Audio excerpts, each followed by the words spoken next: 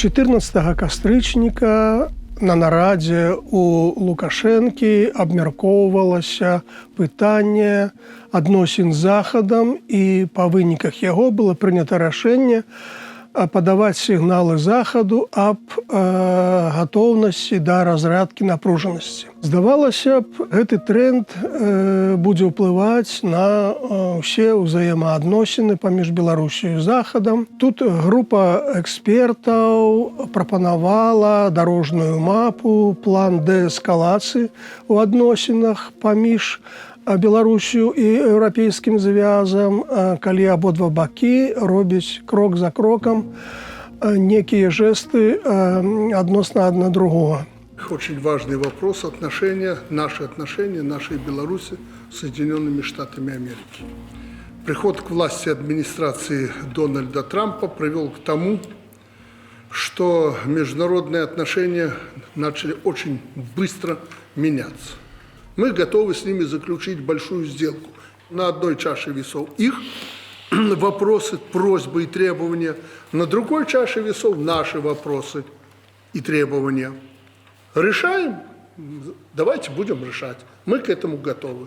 Беларускі амбасадар у Ватыкане Амбразевіч пачаў размовы з еўрапейскімі дыпламатамі ў гэтым кірунку. Аднак гэтым тыднем выявіўся зусім процілеглы тренд. Найперш, вельмі дрэнны агульны фон. Адносіны паміж Расіяй і Злучанымі Штатамі сапсаваліся, сарвалася планаваная сустрэча Трампа і Пуціна ў Будапешце. ЗША ўвялі санкцыі супраць двух расійскіх нафтавых кампаній «Лукойл» і «Роснефть». Гэта такі вельмі дрэнны фон для пачатку палітыкі дээскалацыі ў адносінах паміж Беларусю і еўрапейскім звязам. Ну і тут пайшлі падзеі адзін за другім, якія вельмі псуюць агульную карціну. Днямі у паветранай прасторы Літвы з'явіліся паветраныя зонды кантрабандныя, якія прыляцелі з тэрыторыі Беларусі. Літоўскія ўлады адрэагавалі на гэтую сітуацыю вельмі рэзка. Быў зачынены аэрапорт Вільнюса, быў зачынены памежны пераход на нейкі час, і літоўскія ўлады пагражаюць увогуле перакрыць мяжу паміж Беларусю і Літвой, калі Беларусь будзе працягваць такія дзеянні. У еўрапейскім парламенце абмяркоўвалася беларускае пытанне, выступіла Святлана Ціхановская і Сергей Ціхановскі.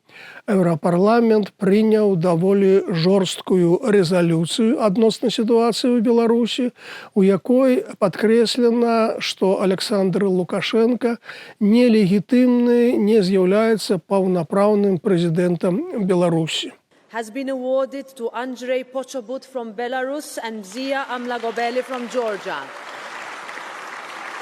Еўрапарламент уручыў прэмію імя Сахарова Анджею Пачобуту, палітвязню, які сядзіць у беларускай вязніцы. Гэта таксама такі важны сігнал, сімвалічны, які паказвае стаўленне еўрапейскага звязу да таго, што адбываецца ў Беларусі. Ну і нарэшце прыняты 19-й пакет санкцый еўразвязу адносна Расіі і Беларусі.